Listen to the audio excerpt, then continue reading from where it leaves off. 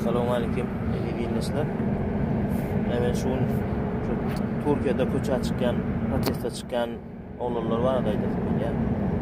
Doğru adım çönen kol bir Türkmen sözü var da bir plan yerde baleken barıp gördüm çölöken diýär. Şonu ýaly bize meni 10 ýaşynjy ýylyň ahyryndan beri ustad işlemeye gaýdyp gelip bolýar.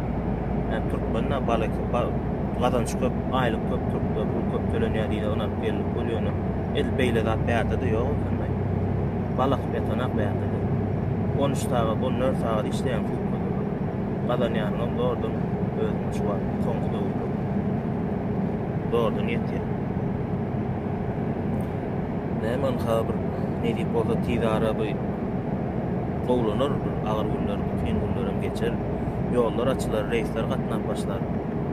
Onuň näme bize ne diýip bolsa maksadymyz bu ata-watana dolanmakçy maşgalamyň arasyna gowuşar inşallah. Döne şu köçe çıkanlar size diýenler, protest edýänler. Siz näme ýüzüňizde bir ata-watana bararsyňız? Ýylyňyzyň günüňiziň arasyna näme ýüzüňizi galyp gezjek? Ve edýän hereketleriniz barda adaçyk pikirleriň bir ýen dowulyň nan diýipmi?